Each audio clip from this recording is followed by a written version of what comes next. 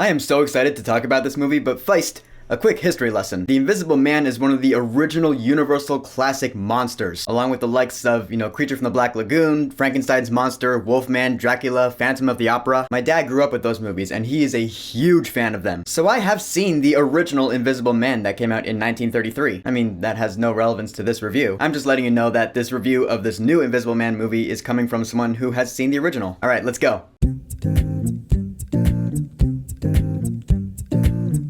The Invisible Man. It's funny, I always keep thinking of that lyric. An invisible man sleeping in your bed. Anyway, The Invisible Man is a retelling of the story of The Invisible Man, kind of. I mean, I'd say it's a remake, but it's really not, because the story is completely different. The story in this movie is nothing like the original. That might disappoint some people. To them I say get over it, because this movie's actually really good. This movie revolves around Cecilia Cass, played by Elisabeth Moss. Her abusive boyfriend supposedly commits suicide, so she thinks she's free, but then a couple weeks later, she finds herself supposedly haunted by an invisible force, which she suspects to be her abusive boyfriend, who's actually not dead, but has somehow found a way to make himself invisible. So that starts to affect her life, and it starts to scare the living shit out of her and you, the audience. And now we have our movie, which, yeah, like I said, is really good. I think this is actually the first movie I've seen Elisabeth Moss in. I mean, I've heard of her in other things, like Handmaid's Tale or The Kitchen, neither of which I've seen though. So this movie is a thing that made me go, yeah, alright, Elisabeth Moss is a really good actress. She's really good in this movie. Cause yeah, it is a classic thing of, oh, my abusive ex-boyfriend,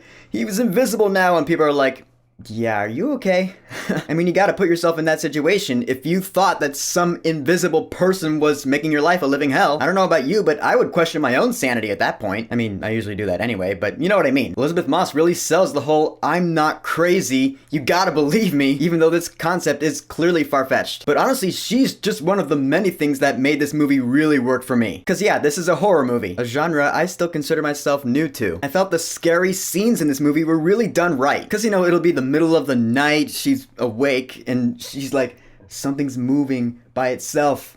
That's unsettling. Because I'll tell you, in scary movies, to me, this is just a personal thing with me, one of the scariest, most effective things I've seen in horror movies are things that move by themselves. Because I'm just like, there's something there, but you don't see it. So it'll be the middle of the night, she's standing there in the kitchen, supposedly by herself, but not by herself because there's this other thing in the room with her that you just don't see. So your imagination starts running, you're like, what is the Invisible Man doing now? The way it's shot is, yeah, like you've heard if you watch other reviews of this, is like where the camera will pan over to something, but it's like nothing. Like 1 second, Elisabeth Moss will be in center focus, and then the camera will rack focus, but there's nothing else in the background. But there is! You just don't see it, because now it's focusing on the Invisible Man right there. And it's scary as shit! I swear, some of these scenes in this movie, they got exhausting for me because I was just hyperventilating the whole time. I was like...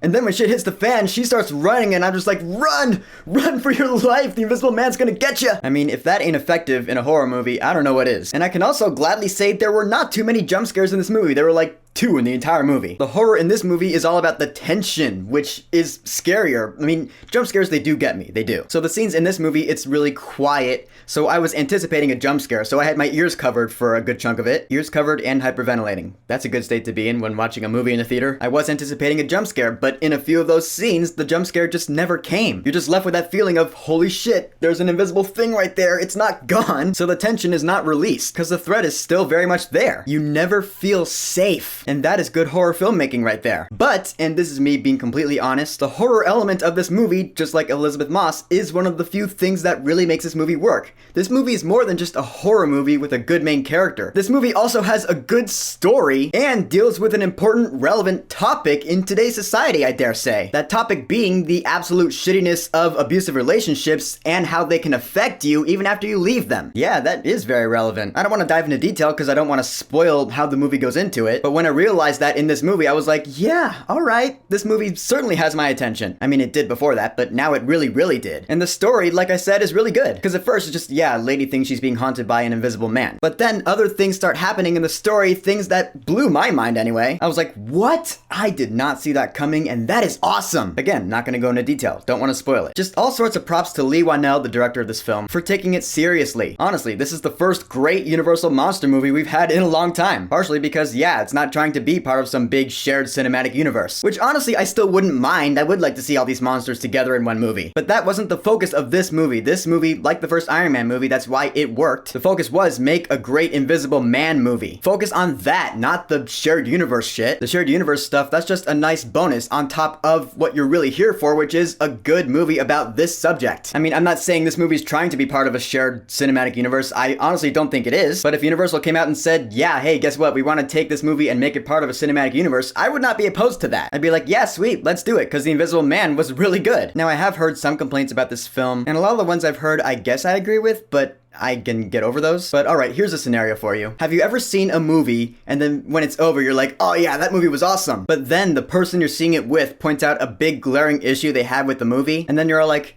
you had to go and do that. You had to take that away from me. Yeah, that's kind of what happened here. Here is the issue that the person I saw this movie with had. This person being my dad, the classic Universal Monsters fan. Yeah, I had to see this with him. Alright, so the man in this film has found a way to become invisible. You might go into this movie wanting an explanation of that. And does this movie give you an explanation?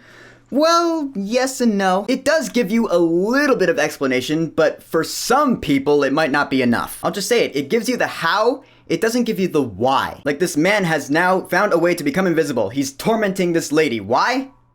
Cuz I do see the point that my dad was making. He thought the movie should have taken some time to delve into the reasoning behind the Invisible Man's rampage. And you know what? That's a very good point, Dad. And he really did not like that about the movie, and it really took some points off of it for him. But I, however, can get over that. Because the movie I watched was very entertaining. And that is why I watch movies, to be entertained. And this movie certainly entertained me more than any other movie has this year so far. Alright, now let's touch on the music. The score in this film was done by Benjamin Wallfisch, who we know, of course, for doing the It movies, Shazam, the new Hellboy, and his score in this movie is really good. It's not as, orchestral as his music in It, but it was certainly effective. It does that creepy synthesizer thing when something scary is going on, it goes it's just this weird out of nowhere sound, just whenever that happened, I was like, oh shit, something scary is about to happen. And then it does that thing where it builds up, the music is swelling, it's getting loud, and then it just cuts into silence without warning. You're just like, oh, okay, scary scene's over, I guess. Again, good stuff. Not Wallfisch's best score ever. That would probably be it for me, but still really good. So yeah, in the end, The Invisible Man is the best movie of the year so far, to me anyway. It was effective, the acting's really good, the story is great, the horror element is top notch. I would be totally down to see this movie again. In fact, I kind of want to see it in IMAX now. And yeah, I'm saying it. For The Invisible Man, I will say, go see this movie right now. Now, on a totally unrelated note, I recently stumbled across this cartoon on YouTube called Has Been Hotel. It's a little short film and it's awesome. Awesome concept, awesome artwork, awesome music. Go check it out, I'll put a link to it below. It might not be for everyone, but it was certainly for me. So The Invisible Man, have you seen it, the new one or the original? What did you think about it, and what is your favorite classic Universal monster? Whatever you think, go ahead and leave a comment.